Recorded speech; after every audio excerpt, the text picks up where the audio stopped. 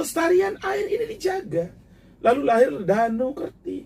Maka dari Danau Kerti ini lahir upacara-upacara untuk menjaga stabilizer, kesucian, kemurnian, serta menjaga keseimbangan seluruh habitat yang hidup di air tawar itu sendiri. Ada ikan-ikan dan sebagainya.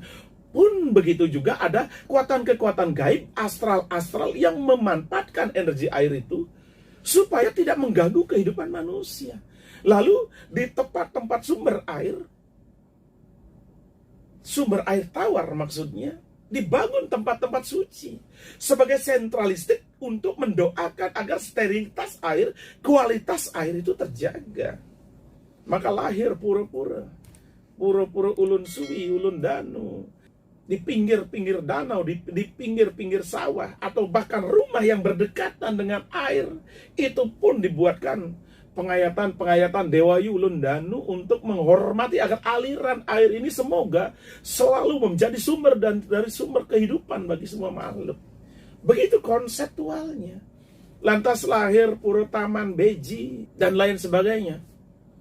Berbagai ritual lahir di situ agar tidak lepas dari kerangka agama.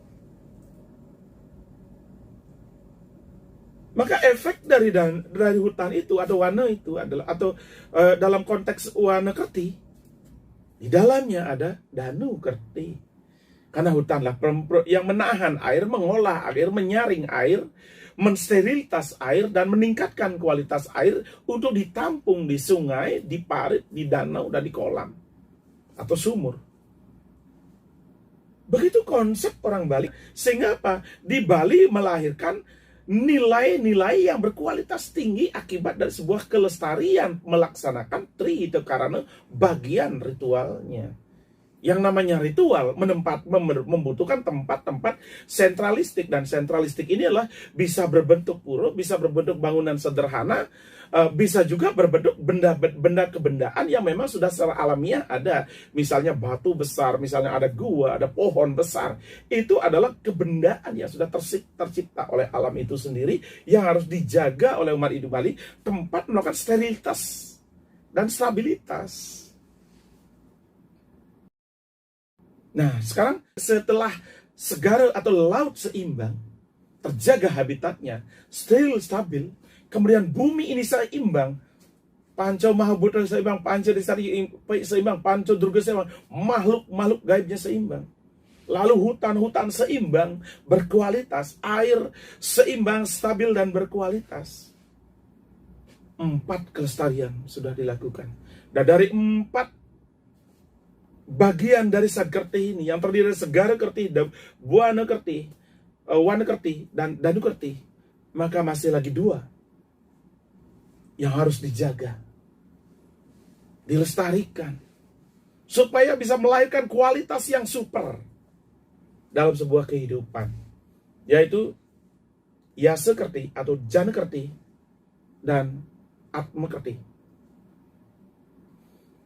Kemudian untuk menciptakan konsep Yasa Kerti, yaitu kualitas kemanusiaan yang mampu menjaga keseimbangan alam, keseimbangan hubungan dengan Tuhan, keseimbangan hubungan dengan antar manusia dan makhluk-makhluk gaib, maka perlu dicetak manusia-manusia yang berkualitas. Nah, di Bali, untuk mencetak manusia berkualitas, maka berbagai ritual dilakukan, disesuaikan dengan Trihita Karana bagian ritualitasnya. Selalu Trihita Karana itu menjadi acuan di dalam meningkatkan kualitas hidup manusia. Manusia tidak cukup dicekoki dengan pengetahuan doang. Tanpa jasmani dan rohaninya ini diciptakan secara ritualis. Karena kita percaya bahwa Tuhan adalah maha segala-galanya yang melakukan segala sesuatu menjadi sempurna. Dan karena itu, untuk menciptakan Yasa Kerti, maka dilahirkan berbagai ritual menusayadnya. Dan ritual menusayadnya ini ada dari dalam kandungan, dari benih dalam kandungan. Di mana benih ini sama inti artinya dengan wija atau bibit. Dari dalam kandungan sudah ada upacara. Diritualisasi dalam agar apa? Pada saat pembentukan raga dari manusia, awal pembentukan raga dari manusia, itu sudah betul-betul diciptakan dari sarining buana atau sari-sari inti sari alam. Karena menurut ada 4, badan manusia terbentuk dari Panca Mahabhuta, maka bagaimana mengelola Panca Mahabhuta Bayu Geni Tejo Apah Pertiwi ini lewat sebuah doa dan ritual supaya lahir sarining kanda, sarining energi, sarining abayu, sarining geni, sarining teja, sarining banyu, sarining pertiwi. Lalu sarining ini akan membentuk raga manusia. Maka apa? Bayu geni tejo apah pertiwi disarikan intinya membentuk badan manusia, membentuk kulit, daging, otot, tulang, dan seluruh tubuh. Dan pada di dalam kandunganlah asal usuling numadi, asal usuling pangrekaning raga sari itu dimulai. Dan karena begitu mulai dewasa sudah mulai. Dewasa pembentukan manusia dimulai dengan upacara di dalam kandungan yang disebut dengan pegedong-gedongan. Gedong yang berarti apa? Bangunan. Bangunan yang ada di dalam raga manusia, di dalam raga sang ibu. Disitulah sari-sarining buana itu dimasukkan, diolah sampai lahirnya manusia. Dan setelah lahir, begitu lahir sudah diritual bahwa manusia itu sadar lahir dari kandungan ke muka bumi ini. Dan pembersihan, penyucian dan sebagainya dilakukan sampai akhirnya dia mati. Berapa jenis upacara manusiatnya? Maka upacara manusiatnya ini lahir daripada ia seperti itu sendiri, agar mampu mencetak manusia yang berkualitas ke depan. Dan ia seperti, untuk mencetak manusia yang seperti, tak cukup hanya dengan ritual-ritual. Setelah ritual itu dilaksanakan, baru diberikan fatwa, filsafat, filosofi tentang bagaimana menjadi manusia hidup, dan bagaimana manusia berketuhanan, bagaimana manusia bersinergi dengan alam, bagaimana manusia bersinergi dengan sesama, bagaimana manusia bersinergi dengan Tuhan. Maka Trihita Karana ditanamkan pada jiwa dan pikiran umat Hindu Bali. Walaupun secara wawasan tidak maksimal, tetapi secara ritualitas diajak belajar membuat macam-macam sebagai rangkaian mendidik orang Bali menjadi cerdas, berkarya. Maka orang yang bisa membuat Banten belum tentu tahu artinya, namun bisa membuat Banten adalah sebuah kecerdasan dan sebuah karya. Begitu cara umat Hindu Bali menanamkan konsep, melaksanakan Trihita Karana, agar menyadari bahwa Ekam Ewam Adityam Brahman, di mana Tuhan memenuhi semua ruang dan waktu, dan kitalah sebagai manusia harus menjaga dan melestarikan. Kemudian dalam melestarikan ia sekerti, yang paling maksimal adalah bagaimana menyucikan jiwa dan raga ini menjadi suci, agar bisa masuk pengetahuan-pengetahuan yang suci. Kemudian lahir upacara resi yatnya. Resi yatnya adalah bagian daripada yasa kerti dan jana kerti. Maka berbagai ritual bisa lahir. Kemudian bagaimana konektivitas raga, konektivitas jiwa manusia kepada Tuhan, agar bisa seimbang Buana Agung dan Buana Alit. Maka umat Hindu Bali melakukan Sadkerti yang terakhir, yaitu Atma Kerti.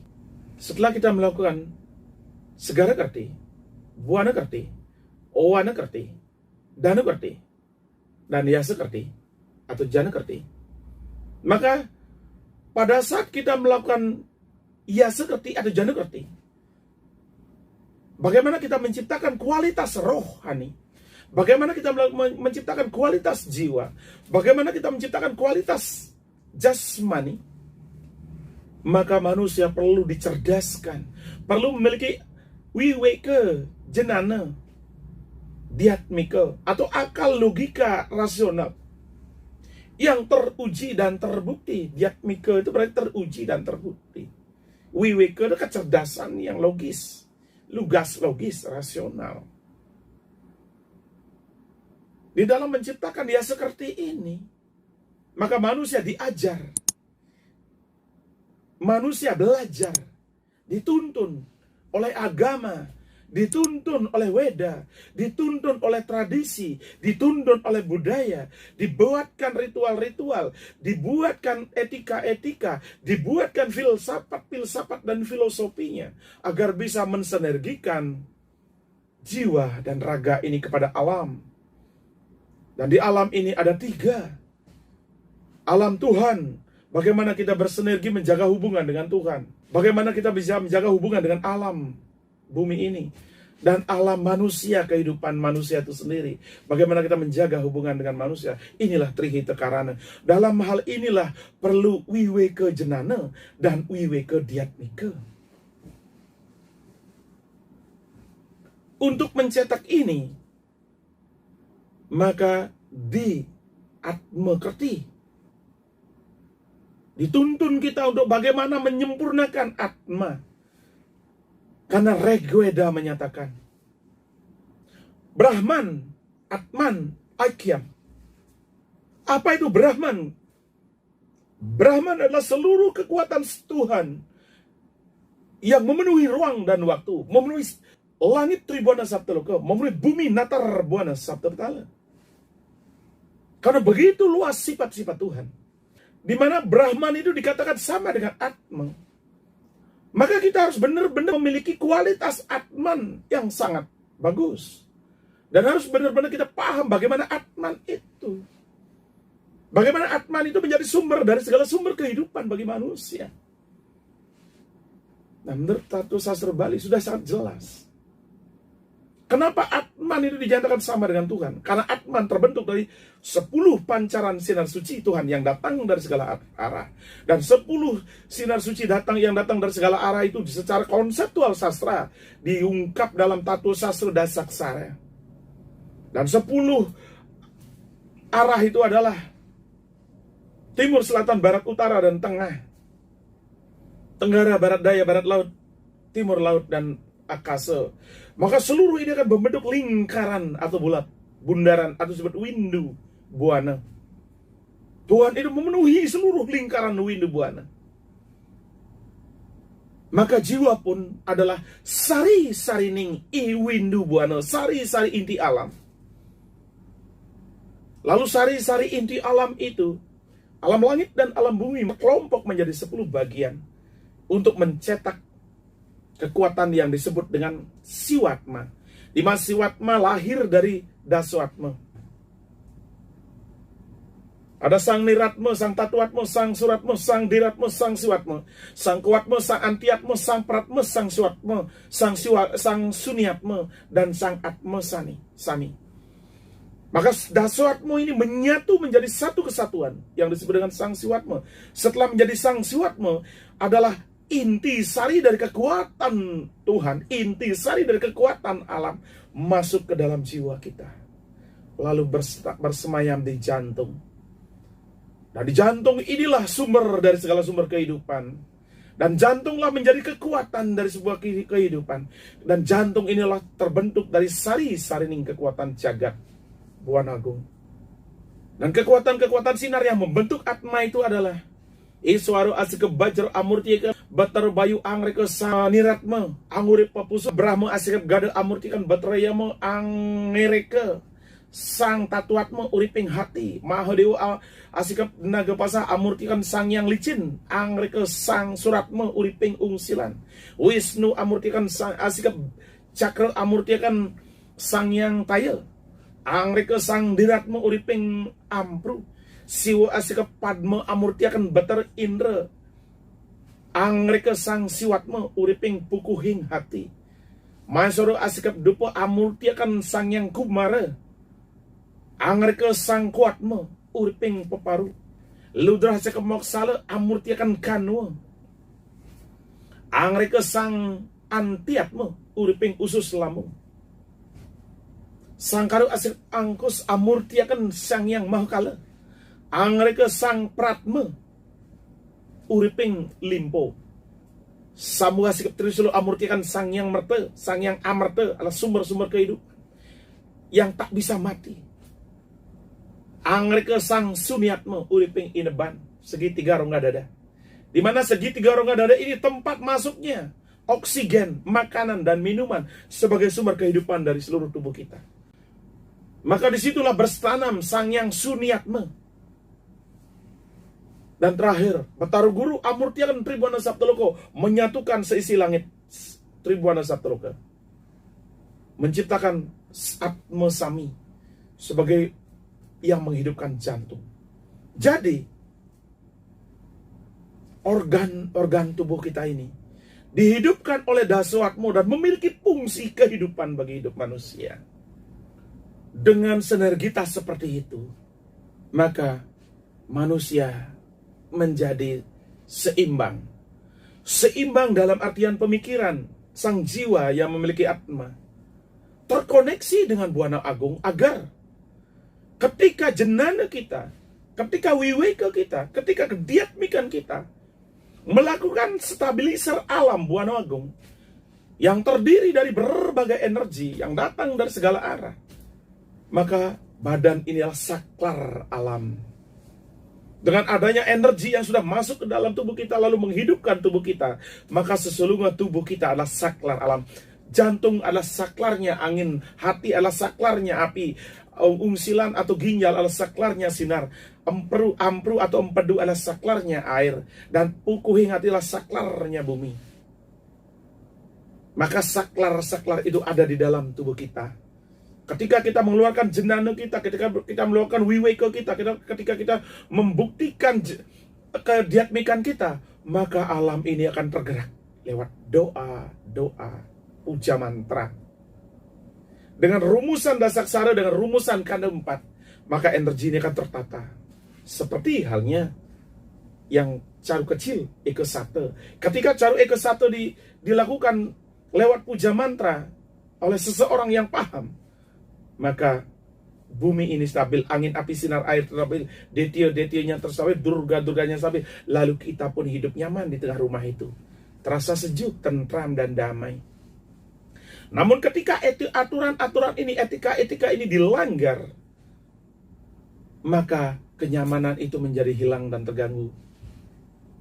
Demikianlah Satkertih itu dijaga, di mana Atman terkoneksi dengan Brahman. Itu terpaparkan lewat sastra dasaksara, dan teruji, terkaji, terbukti memang benar Brahman itu adalah Atman. Atman adalah bagian terkecil dari Tuhan itu sendiri. Dan karena bagian terkecil dari Tuhan itu sendiri, dan partikel atau sarining jagat, sari-sari dari alam ini, walaupun manusia adalah bagian terkecil dari Tuhan yang sangat sempurna, manusia tetaplah manusia. Dan dari partikel-partikel kecil dari alam membentuk jiwa manusia, maka manusia itu dinyatakan kecil di mata Tuhan. Walaupun dia bagian paling sempurna dari ciptaan Tuhan, namun manusia tetap manusia.